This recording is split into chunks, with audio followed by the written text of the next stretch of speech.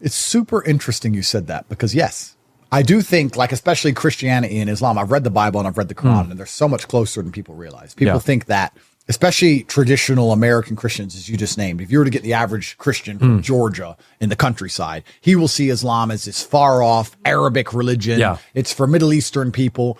Well, so is Christianity. It's from the same place. So they're from the same place. Only 20% of Muslims are Arabic anyway. There's huge Islamic nations which are Asian. There's Indonesia, Malaysia, there's huge Islamic nations. So they work hand in hand. What's up, everybody? I said something similar to this before, and some people objected to this concept. They said that I'm kind of watering down the religion of Islam by saying that it's similar to Christianity in order to make it more appealing to Christians, to not antagonize or alienate them, and that I should rather tell them the whole truth, whether they like it or not. Let me tell you a quick story. I grew up in a Muslim country that has a visible Christian minority. What I learned about Christianity was that it has an incorrect view of God, namely the Trinity. But they were socially conservative and they were normal people. We lived together in peace. Then I traveled the world. I saw people who worship actual Satan, people who worship rats and cows. I knew that almost a quarter of Americans are unaffiliated, meaning that they are atheists or agnostics, people who believe in nothing at all at best, or believe that we are chemical filth flying in an unbound space at worst. There are people who tell you that there is no such thing as men or women, and the second your son picks up a Barbie doll, you should grab a surgical scalpel and start working on his genitals. And funny enough, the only group standing against many forms of evil in the West is Christians. Now, if you are a Muslim watching this, let me recite a verse from the Quran to you. God says in the Quran, "You will surely find the most intense of the people in animosity towards the believers to be the Jews and those who associate others with Allah. And you will find the nearest of them in affection to the believers, those who say, 'We are Christians.' That is because among them are priests and monks, and because they are not arrogant." God says that they are the nearest in affection to the believers, meaning Muslims. That's not what I say. This is not my opinion or my wishful thinking. This is literally the words of Allah. Now, if you are a Christian watching this, let me ask you something. Or better yet, I'll let Andrew ask you something. I often say this to people. I say, would you rather your son come home and say he's transgender or say he's a Muslim?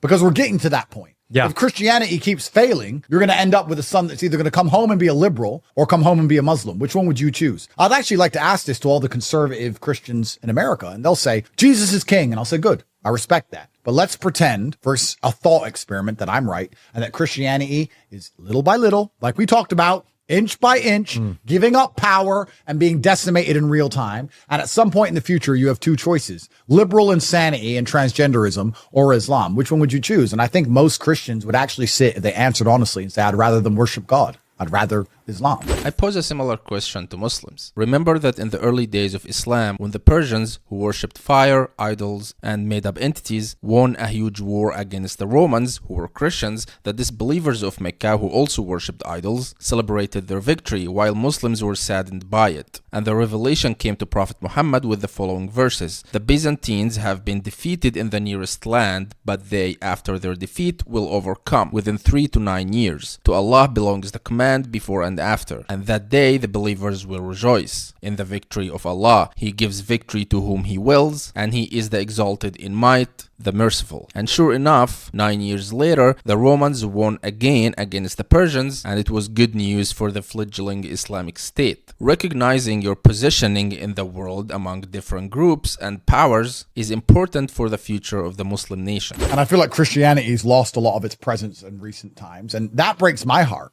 I'm a Muslim now, but that breaks my heart because people of the book are people of the book, and we need more God, not less God. People of the book are closer to Muslims than atheists, agnostics, or Satan worshippers. I think that's pretty uncontroversial to say. And it's a shame, really, that Christianity's reached a point where it's mocked so openly and so publicly in Christian nations. That breaks my heart. Let me tell you a fact. If you travel to a Muslim country and just stood in the street and started yelling something like "F Jesus" or something like that, you will not get out of this situation unscathed. I promise you that. That's why I said it before and I'll say it again. Jesus is way more respected in Islam than he is in Christianity. When I see these gay preachers and the Pope talking about same-sex marriage and how important transgenderism, that breaks my heart. And I'm not even Christian.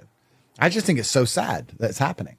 How many Muslim imams in the West are publicly defending the LGBT agenda? Almost none, right? That's why Islam is the last line of defense against degeneracy and perversion. It brings me no joy to say it, but every other religion has succumbed and been cowed into submission. If you want to learn about the only religion that hasn't, please go to chatanddecide.com and have all of your questions about Islam answered. Don't forget to like and subscribe.